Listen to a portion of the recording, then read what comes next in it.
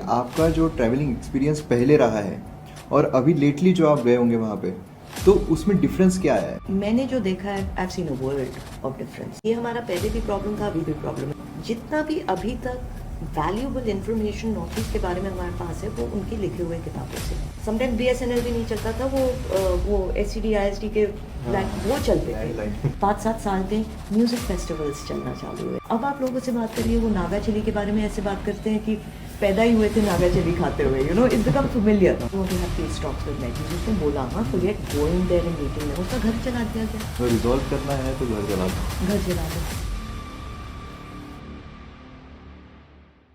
आपका जो travelling experience पहले रहा है और अभी लेटली जो आप गए होंगे वहाँ पे, तो उसमें डिफरेंस क्या आया है? Very good question, because we should always have a comparative point. मैंने जो देखा है, I have seen a world of difference. काफ़ी साल तक जब मैंने जाना चालू किया था north east, tickets used to be very expensive. Flights तो होती नहीं थी। गुवाहाटी आपका एंट्री पॉइंट होता था। गुवाहाटी से आपको बाय द वे कनेक्ट करके जाना पड़ता था। तो लोग वहाँ जाते नहीं थे। इंसर्जेंसी भी उस टाइम पे काफ़ी हद तक it was in all the states, तो उसके वजह से भी नहीं जाते थे। मीडिया कभी कवर नहीं करता था। Also the fact that insurgency की वजह से डेवलपमेंट नहीं था। There weren't any hotels, there weren't कोई रहने की जगह नहीं थे, और एक जगह से दूसरी जगह ट्रैवल करने में डर लगता था। हम लोग तो लोकल ट्रांसपोर्टेशन से ट्रैवल करते थे। वहाँ भी चेक पॉइंट्स होते थे इंसर्जेंट ग्रुप्स के। एक्सटॉर्शन होता था, रोड टैक्स कलेक्ट करते थे। इतना it was that deeply rooted कि ऑलमोस्ट लेजिटिमाइज हो गया था। पर्ची भी देते थे। तो फिर आपने जो इतना आपने स्टडी किया है वहाँ पर, तो आप गए थे तो काफ़ी सिक्योरिटी चैलेंजेस भी आए होंगे आपको। ऑफ कोर्स, एक तो था कि यहीं से निकलते हुए 10 लोग पूछते थे कि तुम क्या ही कर रहे हो। क्योंकि एक तो Indians have lost the sense of adventure. कोई नई जगह में जाते हुए ना हम दो बारी सोचते हैं। ये हमारा पहले भी प्रॉब्लम था, अभी भी प्रॉब्लम है। इसलिए ब्रिटिश जो थे, हम जितना भी गाली दे कॉलोनाइजर्स को, फैक्ट इज फैक्ट, वो कॉलोनाइज कर पाए क्योंकि वो ऐसे जगहों में गए जहाँ nobody used to go. You have to give them credit for that, and वो कमिटेड थे। कहाँ कहाँ जाके रहते थे। जितना भी अभी तक वैल्यूएबल इंफॉर्मेशन नॉर्थ ईस्ट के बारे में हमारे पास है, वो उनकी लिखे हुए किताबों से है। आप एशियाटिक सोसाइटी जाके देखिए। एशियाटिक सोसाइटी में देखिए नॉर्थ ईस्ट के डॉक्यूमेंट्स कैसे रखे हुए, सड़ रहे। हमें डॉक्यूमेंटेशन, नॉलेज, ये सब सिस्टम्स हम भूल चुके हैं। हमें कोई रिस्पेक्ट नहीं, एंड अब हमारे पास कोई एक्सक्यूज नहीं बचा है। We've been independent for a long time. So जब मैं जाती थी, लोग मेरे से पूछते थे, स्पेशली मेरे जो फ्रेंड्स थे, कि why you doing this. I've studied in England all my life, तो कहते थे यहाँ मतलब there used to be people who used to say that तुम इंग्लैंड से पढ़ के आए हो, पैसा बर्बाद किया है, तो you're going to the north east। अच्छा, नॉर्थ ईस्ट जाते थे तो काफ़ी टाइम, बिकॉज नेटवर्क नहीं होता था। हमारे पास तो वोडाफोन उस टाइम पे होता था, मगर वहाँ कई कई जगहों में ही चलता था, कई जगहों में नहीं चलता था। You had to have BSNL। Sometime BSNL भी नहीं चलता था। वो STD ISD के वो चलते थे। तो 3-4 days होते थे that I could not reach or speak to my mother or my father। तो obviously that kind of means they should get a gold medal for allowing me to go। मगर those were the challenges, security challenges, कि अगर आपको phone करना है, phone करने की जगह नहीं है। आपको कहीं जल्दी पहुंचना है, आप जल्दी पहुंच नहीं सकते हो। हम 15-15 घंटा लोकल बस में ट्रैवल करते थे। These were experiences. I will not ever change these experiences for the world। I used to not look like a northeasterner, तो I would be pulled aside as well, कि आप यहाँ क्यों आए हो, किस लिए आए हो। और ये खाली इंसर्जेंट्स नहीं थे, this was even the locals पूछते थे, बिकॉज उनके मन में इतना नर्वसनेस बैठ गया था, एंग्जाइटी बैठ गई थी, कि दे यूज्ड टू वंडर कि कोई बाहर से क्यों आ रहा है। So these were problem। I'll give you a funny example। ये मैंने recently एक ओपन मैगजीन में मेरा आर्टिकल था, उसमें भी लिखा था कि मैं हाफलोंग गई थी। Haflong is the only hill station इन आसाम। वहाँ एक बहुत अद्भुत सी जगह है, उसको जटिंगा बोलते हैं। वहाँ birds come and commit suicide. They just, it's a valley and they come and commit suicide। So उस टाइम पे तो कोई टूरिज्म के हिसाब से जाता नहीं था, बट लोकल्स एंड फोर्सेस वगैरह जो वहाँ वो लोग जाके ये फिनोमेना देखते थे. तो the first time I went, एक बड़ा सा बोर्ड था, and that board, and it's a very telling thing, it's sad, it's funny, it's very telling. It said, shoot us with cameras but not with guns. So imagine if there was a board like that. So how, that was, it's very telling about what society had become. Society ki anxieties kya thi. So yes, security was a problem. Traveling as a girl, I have to say, I was blessed because the locals are so hospitable, so helpful, so I was blessed like that. But छोटी छोटी चीज़ें we had to learn. Like एक time पे I had to go overnight journey by train. तो हमने समझा कि first class ticket लेंगे तो it will be safer. Except overnight journey था, first class was empty. There was not a single soul, and there was a creepy man who kept coming into the cabin. तो I didn't know what to do, and लंबा रास्ता था, सो I knew ये गड़बड़ हो सकता है. I actually went to the other general compartment, met a girl there जो एक स्टॉप पहले उतर रही थी. मैंने कहा come and join me. तो ऐसे ऐसे चीज़ें होते थे. Travelling in these areas were not easy. Insurgency थी आपके ऊपर. You knew that eyes were on you, and whether people support the present government, don't support the present government, it doesn't matter. You can't take this credit away from them. The reason you can't take this credit away from them is because उनने इतना जो focus किया north east के ऊपर act east policy के through. आपने सुना होगा एक्ट ईस्ट पॉलिसी के बारे में. The way they focused on it, they tried to stabilise the region. उनको ये पता था कि इंडिया अब एक वर्ल्ड लीडर बनने जा रहा है. Geographically it's positioned in a way that एक बैलेंसिंग एक्ट इंडिया कर सकता है towards the west and towards the east. India is located like that. अगर नॉर्थ ईस्ट से रास्ता खुले तो हमारा कनेक्टिविटी जो already historical cultural connectivity south east Asia से है वो और इकोनॉमिकली स्ट्रेंथन हो सकता है. एंड अगर इकोनॉमिकली स्ट्रेंथन होएगा तो ऑटोमेटिकली नॉर्थ ईस्ट में डेवलपमेंट आएगा. सो एज अ रिजल्ट हमने एशियन ट्राइलैटरल हाईवे बनाया. वो अभी थोड़ा सा रुका हुआ है क्योंकि of the situation in Myanmar. हमारा कालादान मल्टी मॉडल प्रोजेक्ट भी था, वो काफ़ी टाइम से बन रहा है, मगर सितवे पोर्ट तक अब एक्टिव हो चुका है. वो भी अगर आप देखोगे सितवे पोर्ट से ऐसे ऊपर आता है. क्यों? इसमें दो कारण हैं. One is strategically, obviously it's very important economically, we want to have access to us the sea route and all also. But एक और रूट हमको देता है to reach the north east apart from the chicken snack. अभी हमारे पास खाली chicken snack है. सो इन्हें ये सब तो किया ही.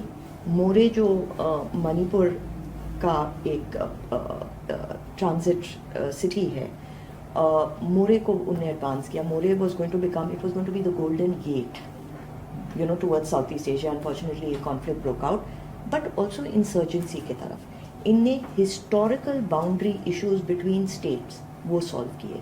इससे इंटरनली, और ये हिस्टोरिकल बाउंड्री इश्यूज थे ब्रिटिश के टाइम तक. हमने क्यों नहीं 70 साल why did we not focus on it? ये हमारी गलती है. They solved those boundary issues, so between communities peace came, क्योंकि otherwise clashes होते रहते थे. 74% reduction in insurgency हुआ. 74%. काफ़ी peace treaties हुए with insurgent groups, जिनको जो underground थे उनको overboard लाया गया. Not only that, ये इतने डेप्थ तक गए हैं कि ये बात समझे कि इंसर्जेंट्स जो 50-50 साल have lived as insurgents, that means कि वो डिफ़िकल्ट टेरेन्स में रहे हैं, उन्हें कभी रेगुलर जॉब नहीं किया है, उनको मेन स्ट्रीम करने में दिक्कत होएगी. तो इतने बढ़िया पैकेजेस दिए जहाँ इनको सॉफ्ट लोन्स मिले. They could start businesses. ऐसे भी लोन्स थे जहाँ एक बार बिजनेस स्टार्ट हो गया, आपको रीपेमेंट की ज़रूरत नहीं है. They brought spirituality in terms of काफ़ी organizations थे like श्री रविशंकर वगैरह. उन्होंने बहुत बढ़िया काम ऑन ग्राउंड किया to give them meditation so that क्योंकि नर्वसनेस होता है, कैसे साइकोलॉजिकल इम्पैक्ट होता है being insurgents, वो सब थोड़ा मिनिमाइज हो. सो इतने डेप्थ में ये लोग गए that you started seeing development come back. जो जो जगह में मैं जाती थी जहाँ होटल्स नहीं होते थे वहाँ बढ़िया बढ़िया hotels, and not just normal transit hotels, resorts बने. तो दैट मीन्स टूरिज्म बढ़ रहा था. You know, apart from tourism they also north east में बहुत एक बढ़िया, एंड जो हम नहीं जानते, there is there's a lot of historical, scriptural, civilizational connectivity. तो जैसे वहाँ ट्राइब्स हैं जो अपने आप को महाभारत या रामायण से जोड़ते हैं. हाँ, there's a tribe there जो जिसका खुद का पॉइंट ऑफ व्यू से, क्योंकि वो समझते हैं वो वली के डिसेंडेंट्स हैं. हाँ, तो उनके व्यू से उनने अपनी कहानी लिखी है. हाँ, कहते हैं रुक्मणी अरुणाचल से थी, चित्रंगदा मणिपुर से थी, हिडिम्बा दीमापुर से थी. यू नो, तो इनने एक रामायण रूट भी बनाया. You know, they made route like that, they made a Mahabharat route ताकि टूरिज्म बढ़े. यू नो, देन फ्लाइट्स, डायरेक्ट फ्लाइट्स. अब इम्फाल में कभी डायरेक्ट फ्लाइट्स नहीं होते थे. इम्फाल, दीमापुर, यू नो, गुवाहाटी में तो थे. वहाँ दीमापुर में भी, नागालैंड में भी there was no direct flight. So ये सब इंक्रीज़ किया, इंफ्रास्ट्रक्चर इंक्रीज़ किया. 2017 में under the guidance of the home minister chief ministers meeting हुआ था. उसमें ये डायरेक्टिव था that every chief minister's job is to crack down on drug trafficking. So ये जो हम अब मणिपुर में देख रहे हैं ना, लोग कह रहे हैं अरे इलीगल इमिग्रेंट्स, ड्रग ट्रैफिक के ड्रग्स पकड़े जा रहे हैं, ये कोई नई बात नहीं है. ये 2017 का मैंडेट है. You know, and that made a big difference because HIV AIDS सबसे ज़्यादा मणिपुर में होता था क्योंकि इंट्रावीनस यूज़ हेरोइन का यूज़ होता था. तो HIV was highest in Manipur. Manipur में क्रैकडाउन हुआ तो फिर मिज़ोरम में शिफ्ट हुआ, मिज़ोरम में क्रैकडाउन हो रहा है. So you know, there has been a huge difference. Peace has come, development has come. Unfortunately, जैसे कहते हैं ना, there is a glitch in the matrix. You know, Manipur conflict unfortunately was that. मतलब काफ़ी लोग जो न्यूज़ आर्टिकल्स को coat करते हुए, वो भी जो न्यूज़ आर्टिकल्स वेग है, जो स्पेसिफिक नहीं बता रहे, उनका ही मानना है कि एक्ट ईस्ट पॉलिसी काम नहीं कर रही है. लेकिन आपने एक्चुअल में वहाँ पर आप विटनेस हो तो आपको लगता है कि एक्ट ईस्ट पॉलिसी अच्छी काम कर रही है वहाँ पर. भाई, जहाँ हम नहीं जा सकते थे वहाँ हम जा सकते हैं. यू नो, जहाँ हमें 3 times the amount of money लगता था, वहाँ you are doing it as you would go anywhere else in the country. You know, मैं बताती हूँ मणिपुर के बारे में भी. You know, people have short term memories, मगर एक टाइम होता था जहाँ आपको एक एज ग्रुप के बच्चे नहीं दिखाई देते थे पोस्ट स्कूल, बिकॉज वो सब, you know, parents used to worry about them कि इंसर्जेंट ग्रुप्स ना ज्वाइन कर लें, ड्रग्स में ना पड़ जाए, सेफ जगह नहीं है, अपॉर्चुनिटीज़ नहीं है. तो वो सब बैंगलोर जाते थे, दिल्ली आते थे अपने हायर स्टडीज़ के लिए या काम के लिए, क्योंकि वहाँ अपॉर्चुनिटीज़ होती नहीं थी. पिछले 5-7 साल में म्यूज़िक फेस्टिवल्स चलना चालू है. You know, people started going. आप मणिपुर के, आप नागालैंड में देखो, Hornbill festivals become so popular across, क्योंकि music comes naturally in these areas, you know, so they're very good with music, with singing. ये चीज़ें हॉटस्पॉट्स हो गई, and not just for outsiders. मतलब मणिपुर के खुद के बच्चे जाते थे to the hills to listen to music festivals. Restaurants, इतने बढ़िया रेस्टोरेंट्स वहाँ खुलने चालू है जहाँ खाने की जगह नहीं होती थी. हम लोगों के घर पे ही खाते थे ज़्यादातर. हाँ, या तो गवर्नमेंट गेस्ट हाउस और things like that. Restaurants started coming up. ठीक है, they weren't like huge restaurants or anything, but beautiful small restaurants जो अपना cuisine को promote कर रही थी. वहाँ की तो बात छोड़िए आप दिल्ली में देखिए, हुमायूंपुर करके जगह है, पूरा का पूरा हुमायूंपुर में नॉर्थ ईस्ट cuisine है.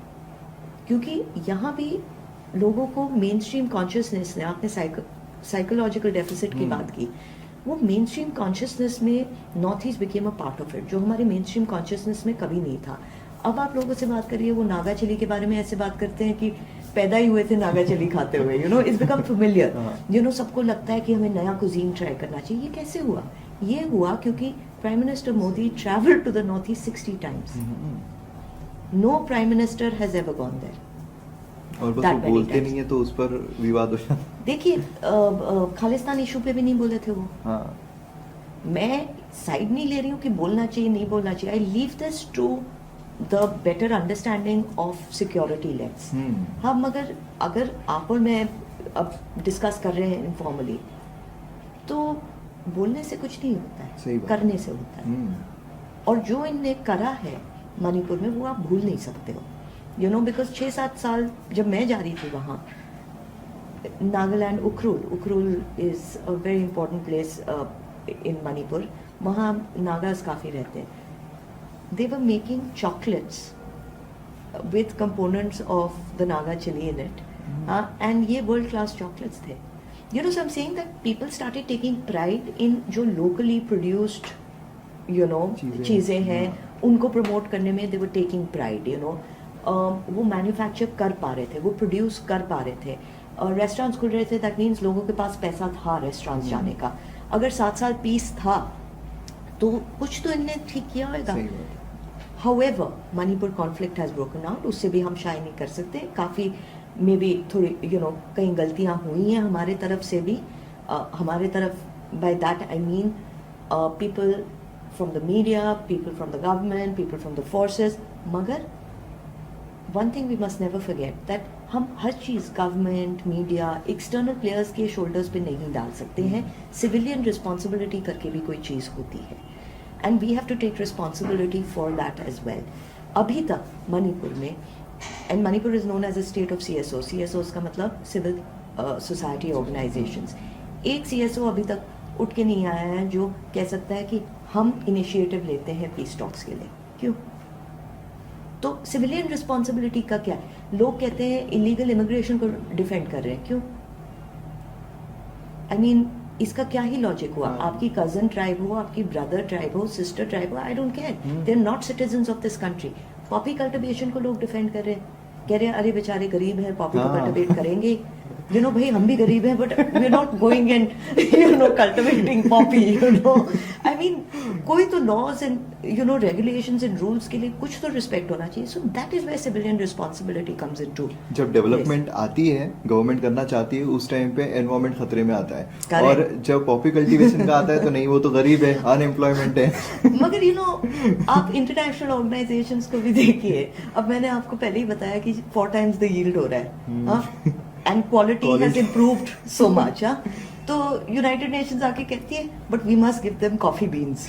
उनको कॉफी कल्टिवेट, अच्छा कॉफी क्यों कल्टिवेट करेंगे when they're making so much money in coffee. So हमारे जो इनिशिएटिव्स भी होते हैं, ओके, यूनाइटेड नेशंस या international, it is not keeping in mind the scenario. So this has to be a very thought out process कि Poppy cultivation से हम इनको कैसे शिफ्ट करें.